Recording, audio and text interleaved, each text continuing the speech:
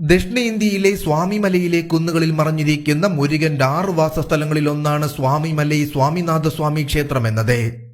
തമിഴ്നാടിന്റെ തലസ്ഥാനമായ ചെന്നൈയിൽ നിന്നും 290 കിലോമീറ്റർ അകലെ തഞ്ചാവൂർ ജില്ലയിൽ കാവേരി നദിയുടെ ഒരു കൈവഴിയുടെ തീരത്തുള്ള കുംഭകോണത്തിൽ നിന്നും 5 കിലോമീറ്റർ അകലെ സ്വാമിമലയിലാണ് ഈ ക്ഷേത്രം സ്ഥിതി ചെയ്യുന്നത്.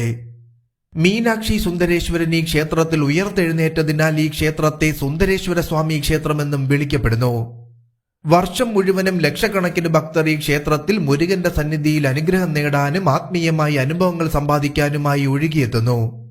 ഹിന്ദു ഐതിഹ്യം പറയുന്നതനുസരിച്ച് ശിവന്റെ പുത്രനായ മുരുകൻ ഈ സ്ഥലത്ത് ഓം മന്ത്രത്തിന്റെ യഥാർത്ഥ അർത്ഥം വിശദീകരിച്ചതിനാൽ അദ്ദേഹത്തിന് സ്വാമിനാഥസ്വാമി എന്ന പേര് ലഭിച്ചു. ഈ ക്ഷേത്രത്തിന്റെ നിലനിൽപ്പിന് സഹസ്രാബ്ദങ്ങൾ പഴക്കമുണ്ടെന്ന് വിശ്വസിക്കപ്പെടുകയും BC 2-ാം നൂറ്റാണ്ടിൽ ഒരു ചോള രാജാവ് പുനർനിർമ്മിച്ചുവെന്നും ചരിത്രരേഖകൾ സൂചിപ്പിക്കുന്നു.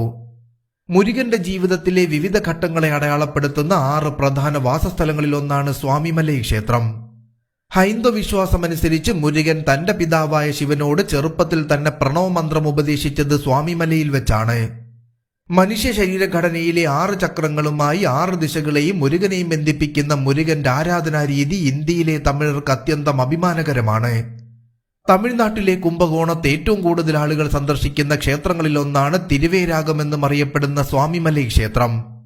സന്ദർശകരുടെ കാര്യത്തിൽ മുരുകന്റെ 6 വാസസ്ഥലങ്ങളിൽ 4-ാമത്തേതാണ് ഈ ക്ഷേത്രം എന്നതും ഈ ക്ഷേത്രത്തെ ശ്രദ്ധേയമാക്കി മാറ്റുന്നു. 15-ാം നൂറ്റാണ്ടിലെ മഹാകവി അരുണഗിരിനാഥർ ഈ ക്ഷേത്രം സന്ദർശിച്ചപ്പോൾ മുരുകനെയും തിരുപ്പുകാഴെന്നറിയപ്പെടുന്ന സ്വാമിമലയുടെ സൗന്ദര്യത്തെയും സ്തുതിച്ചുകൊണ്ട് നിരവധി കീർത്തനങ്ങൾ എഴുതിയിരുന്നു. മഹാമണ്ഡപത്തിലെ കൊടിമരത്തിന് സമീപം നേത്രഗണപതി, നർത്തന ഗണപതി, അകത്തെ വൃത്തത്തിൽ വിനായകൻ, വള്ളി ദേവസേന എന്നിവരോടൊപ്പം സുബ്രഹ്മണ്യൻ, സരസ്വതി, നാരദൻ, വീരബാഹു, അഗതിയർ, അരുണഗിരിനാഥർ എന്നിവരുടെ പ്രതിമകളുണ്ട്. കുന്നിൻ മുകളിലെ ക്ഷേത്രത്തിലേക്കുള്ള 60 പടികൾ ഹിന്ദു കലണ്ടറിലെ 60 വർഷങ്ങളെ പ്രതിനിധീകരിക്കുന്നു. BC 2-ാം നൂറ്റാണ്ടിലെ സംഘകാലം മുതൽ നിലവിലുണ്ടെന്ന് കരുതപ്പെടുന്ന ഈ ക്ഷേത്രം പരാന്തക ചോഴൻ 1-ാമൻ പരിഷ്കരിച്ച് പുനർനിർമ്മിച്ചുവെന്ന് വിശ്വസിക്കപ്പെടുന്നു. 1740-ൽ ഹൈദർ അലിയും ബ്രിട്ടീഷുകാരും തമ്മിലുള്ള ആംഗ്ലോ ഫ്രഞ്ച് യുദ്ധത്തിൽ ഈ ക്ഷേത്രത്തിന് വലിയ നാശനഷ്ടമുണ്ടായി എന്നും ക്ഷേത്രം പിന്നെ നവീകരിക്കുകയാണുണ്ടായത് എന്നും ചരിത്രം രേഖപ്പെടുത്തുന്നു. പ്രധാന ദേവതയായ സ്വാമിനാഥസ്വാമിയുടെ ക്ഷേത്രം 60 അടി ഉയരമുള്ള കുന്നിൻ മുകളിലാണ്.